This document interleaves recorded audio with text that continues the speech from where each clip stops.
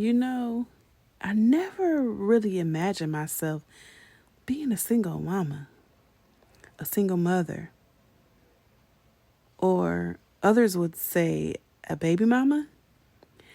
You know that the term is just so taboo.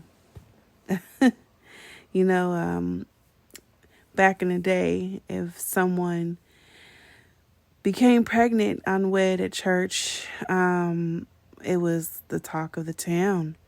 So sad and unfortunate. Nobody's perfect. But you know what? I did the grown up and I got pregnant twice. Ta da! I had quite a few people who I felt were like family. A lot of were friends, but more so to me, I call them family because I've known them for quite some time. Now that I think about it, I've even had some family members that judge me too because of my decision to be a mother, an unwed mother. They don't know my story. In fact, I decided that some are just not privileged enough to know the information on why I became a mother. You know, when I was 18 years old, I was told by a doctor that I'd never be able to have children. However, it's all how you look at things, especially when it comes to the discussions of being a single mother. I've lived my life and I've accomplished a lot of things. And sometimes when I think about the term of being a single mother, I often think about, what it would look like if I was married, if I was in a relationship, if I had a partner. But at this point in time, it is what it is. I mean, who would have thought staying up to the wee hours in the middle of the night, making sure that everything is right, preparing for the next day, whether it's meals, clothes, make sure homework is done, make sure we had everything we needed in order to have a successful day the next day. Barely getting any sleep because I have a calculated mind.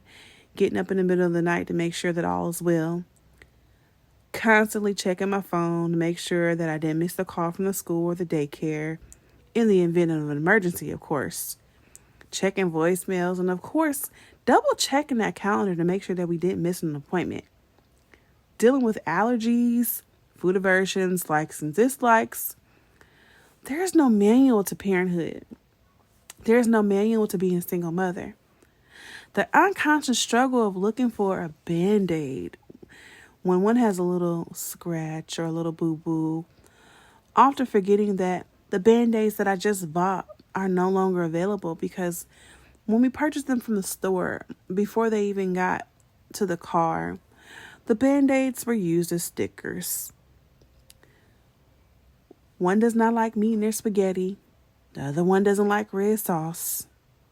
One wants me to join in on the silly song or a dance, while at the same time the other one demands for my attention to blow bubbles. One is in school while the other is off track for a whole month. One likes to hide their toys behind their pillow at night when the other one wants the purple LED light.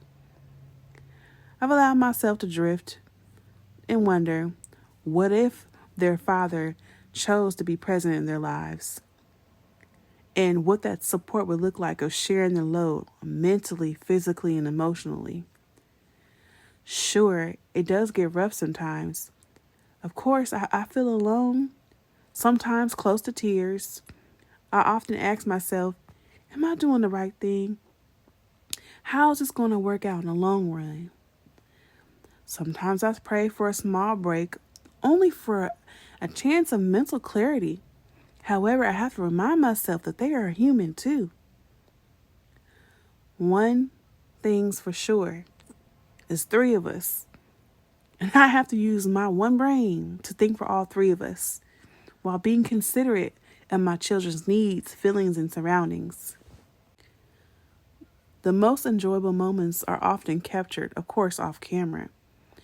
Hearing their laughs and seeing their smiles, I'd say the best decision that I made this far is to embrace this opportunity of being a mother to my two blessings. To keep them happy. They are only going to be small for so long. embracing the idea of being their mother, I've grown and matured so much. Even my patience level has increased. I'm literally stopped and forced to take time to stop and smell the flowers, literally by both of them. For those that judge me and my decisions, it's okay. I owe no one an explanation as to why. I don't beg for understanding, and I don't beg to have conversations with others. Listen, baby, either you with me or you're not. These two blessings deserve the best version of me. And to sum all this up, just for your understanding, where I'm at in my life at this moment in time, single mom and all, I am where I'm supposed to be. I love them, of course. I love myself as well, too.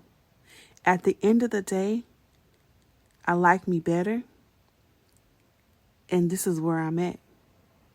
I've accomplished so much in life, and now I've embraced the opportunity to be their mother. From my thoughts to my pen to my paper to my mic to your ears, this is really TT.